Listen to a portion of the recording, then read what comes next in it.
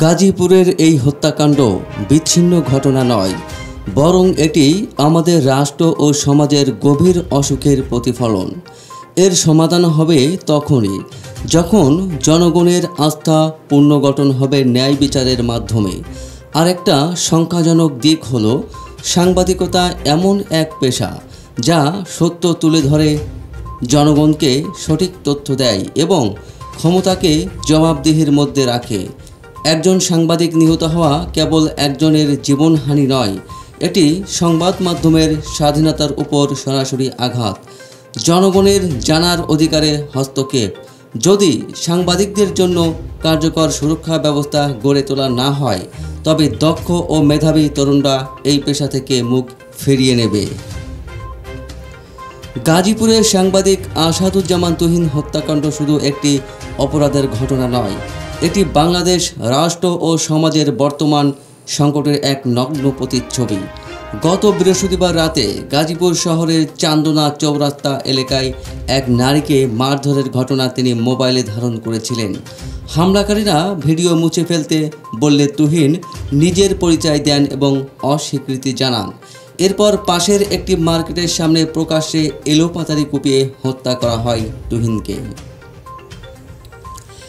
এই নির্মম দৃশ্য আমাদের সামনে কয়েকটি মৌলিক প্রশ্ন ছুড়ে দেয়। আসলে আমরা এখন কোন পথে এগোচ্ছি?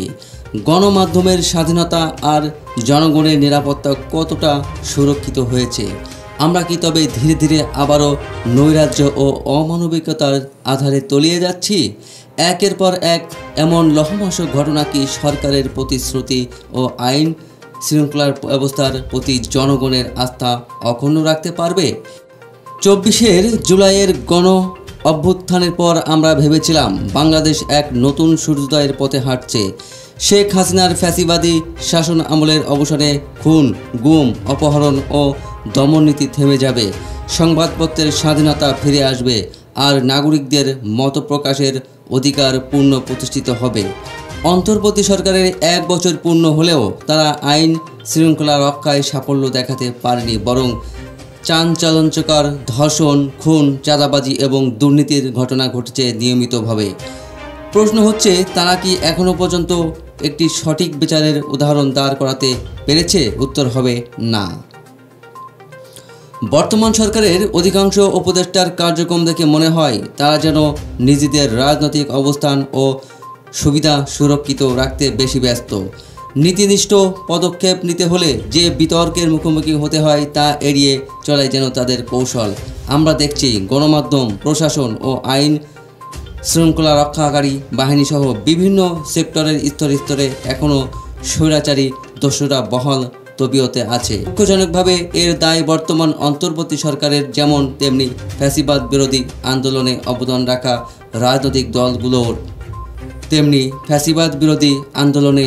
রাখা রাজনৈতিক দলগুলোর। গোপন যোগসাজশ ও সুবিধাবাদী সমঝোতার মাধ্যমে পুরনো অপশক্তিগুলোকে টিকিয়ে রাখা হয়েছে। বাংলাদেশের মানুষ দীর্ঘ সময় ধরে ফ্যাসিবাদী শাসন ব্যবস্থার মধ্য দিয়ে এসেছে। সেই দীর্ঘস্থায়ী অপশাসনের ক্ষত শুধু অর্থনীতি, প্রশাসন বা গণতন্ত্রকে ধ্বংস করেনি, এটি মানুষের মনোজগৎকে সহিংসতার বীজ বপন করেছে। ফলে আজ আমরা এমন এক সমাজে বাস করছি যেখানে বিরোধ নিষ্পত্তি, ক্ষমতা অর্জন বা প্রভাব বিস্তারের প্রধান হাতিয়ার হয়ে উঠেছে সহিংসতা।